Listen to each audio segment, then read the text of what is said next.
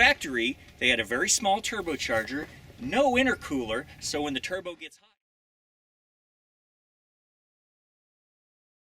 and it's time for tuning. Now, how would you tune for your boost? Well, you need some very important gauges. Once you hook your draw-through turbo setup in to your car, you'll need yourself a turbo boost gauge, because as turbo boost increases, you need more fuel in your carburetor to compensate for the boost.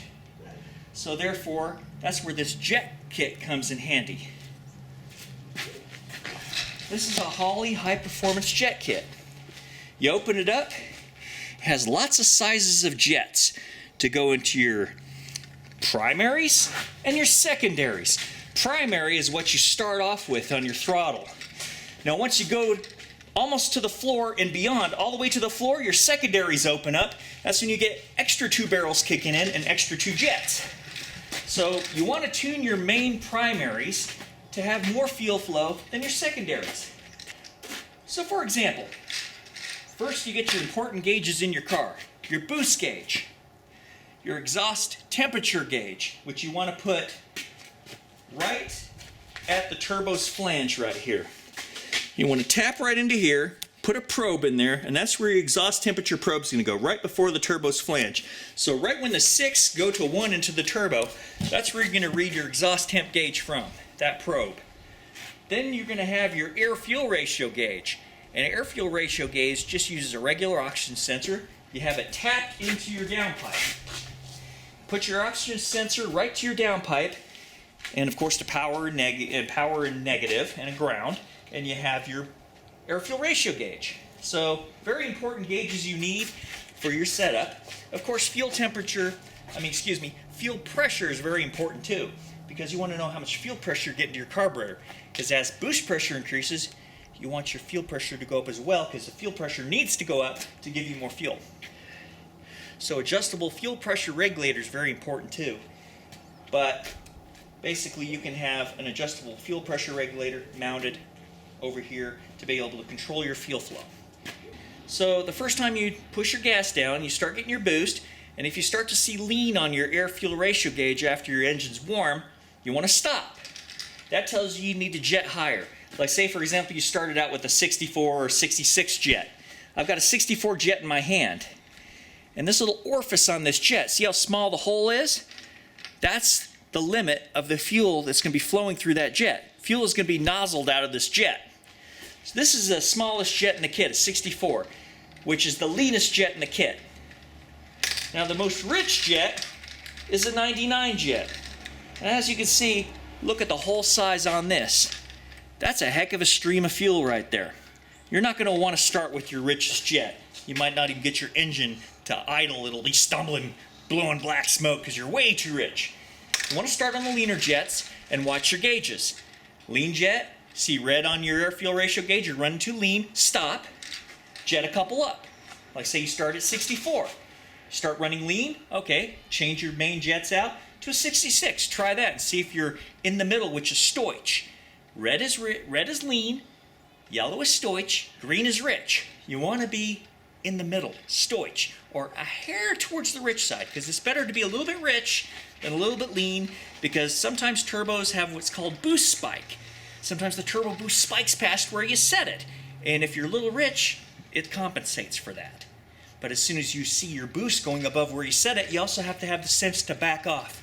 Looking at your air-fuel ratio gauge, look at your exhaust temperature gauge, and your boost gauge. Of course, fuel pressure's up, boost is up, air-fuel ratio is towards the middle, which is stoich, yellow, and your exhaust temp is reasonable.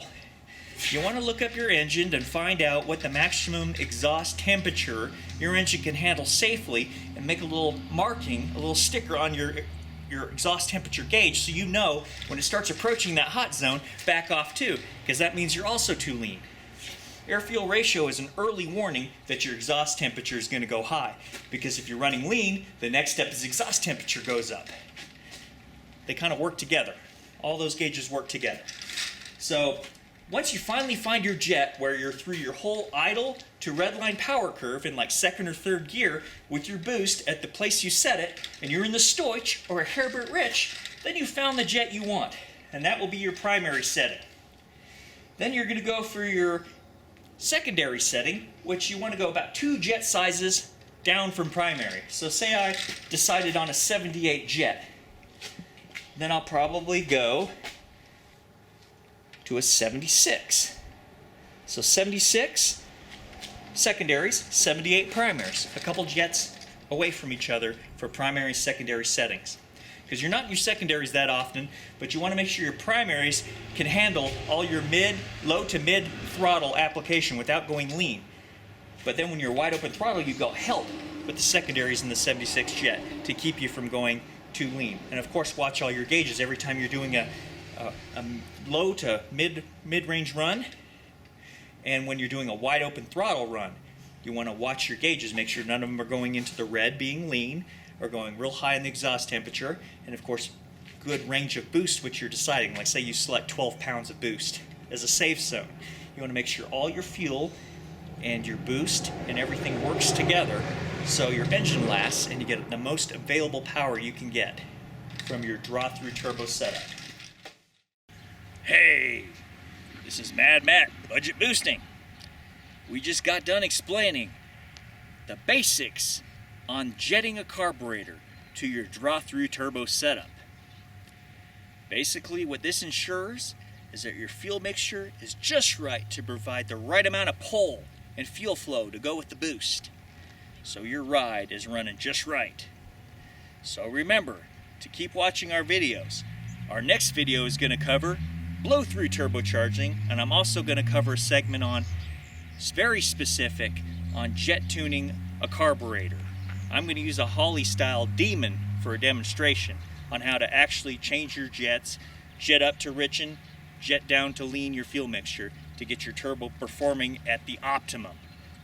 So remember, keep watching our videos. You'll learn something good and new every time. If you like us on Facebook. Subscribe to our videos. And remember, knowledge is power. It's horsepower.